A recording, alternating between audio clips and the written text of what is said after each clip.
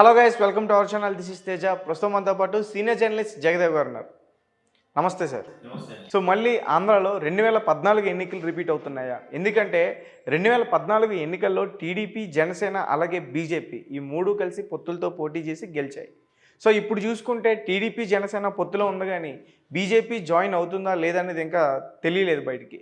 అయితే బయటకు వచ్చిన వార్త ఏంటంటే పవన్ కళ్యాణ్ ఒప్పించారు, బీజేపీ కూడా ఈసారి వస్తుందని చెప్పేసి అంటున్నారు. అవన్నీ ఎంతవరకు వాస్తవం, గెలిచే ఛాన్సెస్ ఉన్నాయా? అంటే ఇప్పుడు కాదండి, టీడీపీ జనసేన కలవక ముందు కూడా కలుస్తాయి, కలవు లేదంటే దత్తపుత్రుడు, ప్యాకేజ్ స్టారు, చంద్రబాబు గారు ఇచ్చిన స్క్రిప్ట్ మాట్లాడతాడు, ఈయన ఓన్ ఇది లేదు, ఈయన ఎవరు చూస్తాడు, ఒకప్పుడు వీళ్ళ అన్నయ్యలాగే పార్టీ ఇది చేసేస్తాడు, ఇవన్నీ అండ్ సో ఆన్. మీరు ఇలాంటి ఎగ్జాంపుల్ ఓల్డ్ రోమర్స్ వినిపించారు.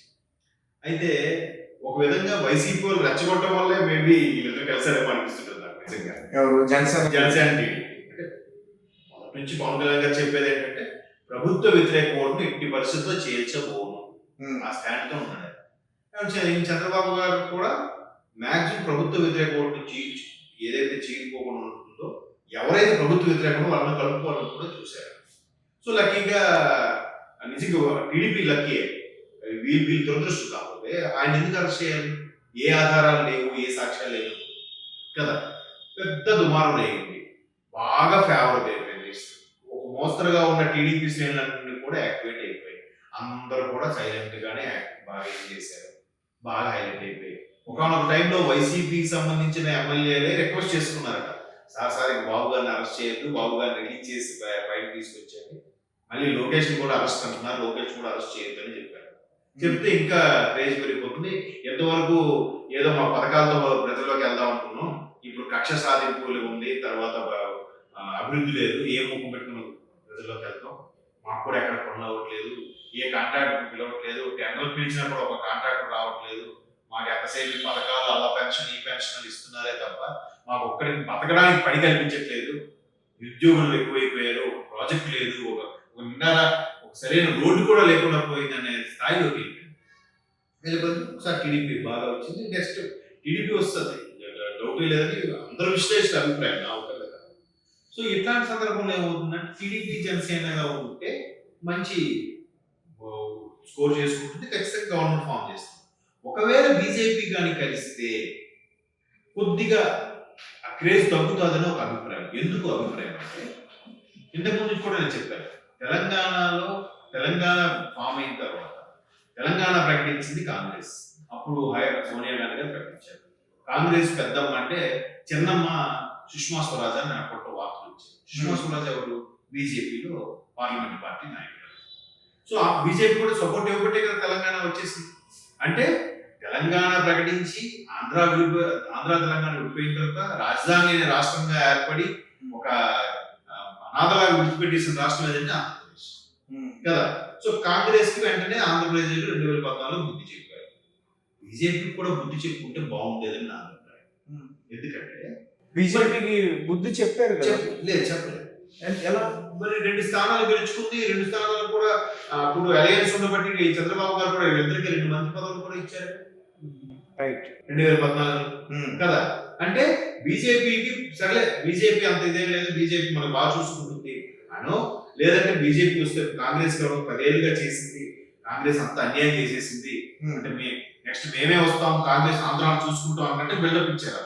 ఏదో ఒకే తరం అంటే ఏకధాటిగా వీళ్ళే పరిపాలిస్తా ఉన్నట్టు ఫీలింగ్ ఇచ్చారు కాంగ్రెస్. పోయిన తర్వాత బీజేపీ వచ్చింది. బీజేపీ రావడంతో ఇక్కడ స్పెషల్ స్టేటస్ ఇస్తామన్నారు. చంద్రబాబు గారు ఫైట్ చేశారు, ఇవ్వలేదు. ఊరిగా చంద్రబాబు గారిని రెచ్చగొట్టి వదిలేశారు. స్పెషల్ స్టేటస్ లేదు, స్పెషల్ ప్యాకేజ్ లేదు, ఏమీ లేదు. బట్ ఆయన దాన్ని బేస్ చేసుకుని వాళ్ళతో చాలా వరకు ఫైట్ చేశారు. అక్కడ ఏం చేయడంతో చేయలేదు కదా. అంటే ఆంధ్రాకి కాంగ్రెస్ తో పాటు బీజేపీ కూడా అన్యాయం చేసింది. సో ఆ భావం ఎంతో కొంత ఉంటుంది కదా ఆంధ్ర ప్రజల్లో. మరి అలాంటప్పుడు బీజేపీ కలిస్తే ఖచ్చితంగా ఏదైతే వైసీపీకి వ్యతిరేక ఓటు కూడా పడాల్సిందో కొంత బీజేపీతో కలుస్తున్నారా అని ఫీలింగ్. ఇంకో రోజు కూడా చెప్తారు, ఇప్పుడు ఆంధ్రాలో టెంపుల్స్ చాలా అన్యాయం జరిగింది, ఇన్ని దారుణాలు జరిగింది. బీజేపీ ఎక్కడైనా రెస్పాండ్ అయ్యిందా? మతతత్వ పార్టీయో లేకపోతే హిందూకు సంబంధించిన పార్టీయో లేదంటే ఆర్ఎస్ఎస్ భావజాలం అంటారు, ఈ రకరకాల చెప్తుంటారు కదా. మరి ఇంతగా ఉన్నప్పుడు మరి ఎందుకు అక్కడ దేవాలయాలు అన్యాయం అయిపోతున్నాయి? టీటీడీలో కూడా ఎన్నో దారుణాలు జరుగుతున్నాయి. క్యూ లైన్లో చంటి పిల్లలతో వాళ్ళు పాలు ఇవ్వట్లేదు, టిఫిన్లు ఇవ్వట్లేదు. మొన్న టీటీడీ నిత్యాన్నదాన ప్రసాదం ఎంత రభస అయింది, కనీసం అన్నం కూడా సరిగ్గా పెట్టట్లేదు. నెక్స్ట్ హుండీ ఫండ్ అంతా పథకాల కంటే లాక్ తీసుకుని వెళ్ళిపోతున్నారు. ఇవన్నీ ఎవరు పట్టించుకోవాలి? వీళ్ళు పొట్టికాయ వేసేది కేంద్రం అనేది ఉంది కదా. మరి ఎక్కడ ఏం జరిగినా అన్యాయం జరిగినా హిందువులకు కానీ హిందూ దేవాలయాలు కానీ అన్యాయం జరిగితే నిలబడే పర్టికులర్ వీళ్ళు మరి ఇక్కడ ఎందుకు రెస్పాండ్ అవ్వట్లేదు? అదే కోపం ఉంటుందా ఉండదా? అటువంటి పట్టించుకున్న పార్టీతో మళ్ళీ ఇప్పుడు వీళ్ళు కలిస్తే ఖచ్చితంగా వీళ్ళ పర్సంటేజ్ కొంత తగ్గిపోతుంది కదా, ఓటింగ్ పర్సంటేజ్. అవును కదా. కానీ జనసేన ఎప్పుడైతే తెలంగాణలో కలిసిందో కొంత అక్కడ మోడీ గారు కూడా మేబీ దీని దృష్టిలో పెట్టుకోను, లేదంటే ఆంధ్రాను దృష్టిలో పెట్టుకోను, కొంత దువ్వితే మనకు కూడా ఎంతో కొంత ఓటింగ్ పర్సెంట్ పెరుగుతుంది, సౌత్ లో బాగా వేయించే ఉద్దేశంతో మేరా సాత్ పవన్ హై అని చెప్పి మోడీ గారు కూడా సభాముఖంగా మాట్లాడారు. నాతో పవన్ ఉన్నాడు, నా పక్కనే ఉన్నాడు. సో ఇక్కడ ఇష్టం ఉన్నా లేకపోయినా మరి కారణాలు ఏం తెలియదు కానీ పవన్ కళ్యాణ్ గారు అలయన్స్ అయింది కానీ పెద్దగా క్యాన్వాసింగ్కి రాలేదు. ఎక్కడో ఆ నియోజకవర్గాలు 8 నియోజకవర్గాలు పోటీ చేస్తారు, అక్కడ జస్ట్ మెరుపు తెగలా కనబడి వెళ్ళిపోయారు అంతే. అంత ఇంపార్టెన్స్ లేదని మనకు అక్కడే క్లియర్ కట్ కాదు. బట్ పవన్ కళ్యాణ్ గారు మెయిన్ స్టాండ్ మెయిన్ ఇంట్రెస్ట్ అంతా ఆంధ్రాలో కదా. సో కాబట్టి ఇక్కడ మళ్ళీ బీజేపీ కలిస్తే 2014 రిపీట్ కలవకపోతే 14 రిపీట్ అవుతుంది, కలిస్తే బట్ ఎలాగో వైసీపీకి వ్యతిరేకత ఉంది కాబట్టి బీజేపీ కొంచెం యాడ్ అవుతుంది. అయితే బీజేపీని కూడా కలుపుకోవడం ఉద్దేశం పవన్ కళ్యాణ్ గారికి ఏంటంటే రేపొద్దున్న సెంట్రల్ లో మళ్ళీ బీజేపీ కానీ వచ్చినట్టయితే ఈసారి గట్టిగా ఫైట్ చేయడానికి అవకాశం ఉంటుంది. స్పెషల్ స్టేటస్ కానీ స్పెషల్ ప్యాకేజ్లు కానీ ప్రాజెక్టు కానీ ఆంధ్రా కలిగేయడానికి అవకాశం ఉంటుందని చిన్న సాఫ్ట్ కార్డ్తో అలా మెయింటైన్ చేస్తుంది. ఆయన బయటకు వచ్చినప్పుడు కూడా ఎక్కడ చంద్రబాబు గారు జైల్లో ఉండి ములాఖాత్ అయ్యి బయటకు వచ్చి అనౌన్స్ చేశారా టీడీపీ జనసేన అలయన్స్ అని. అప్పుడు కూడా ఏమన్నారు, ఇవన్నీ బీజేపీ వాళ్ళకి తెలియక కాదు, వాళ్ళు గమనిస్తూనే ఉన్నారు, వాళ్ళకి తెలుసు, బట్ నేను చెప్పట్లేదు, వాళ్ళకి తెలియకుండా ఉండదు, వాళ్ళు కూడా ఇన్ఫర్మేషన్ గ్యాదర్ చేస్తారు కదా అని చెప్పి అని స్టేట్మెంట్ ఇచ్చారు. మొన్న వీళ్ళన్నీ తెలిసి గమనిస్తున్నారు అనుకున్నాక మరి ఎంత సైలెంట్ గా ఊరుకుంటారు అనుకోలేదు. అందుకే లేఖ రాస్తానని చెప్పి లేఖ కూడా రాశారు. ఎక్కడెక్కడ ఎన్ని దారుణాలు జరుగుతున్నాయి, టిడ్కో ఒక ఇల్లుకి సంబంధించి ఈ ఇల్లు సుమారుగా 1,00,000 పైగా ఇల్లు కడితే 60,000 మంది 70,000 మందికి ఇచ్చారు లబ్ధిదారులకి. అది కూడా పూర్తిగా కొంతమందికి చాలా హ్యాండిల్ చేయలేదు, కొంతమంది రిజిస్ట్రేషన్లు అవ్వలేదు, కొంతమందికి మిగతా చిన్న చిన్న పనులు అవ్వలేదు. ఇంత ఈ ఇల్లు పేరు మీద కూడా ఇంత స్కామ్ జరుగుతుంది కాబట్టి దీనికి మీరు ఏదో చూడాలి, సిబిఐ ఎంక్వైరీ చేయాలని చెప్పి బీజేపీకి ఒక లేఖ రాశారు పవన్ కళ్యాణ్ బహిరంగంగా కదా.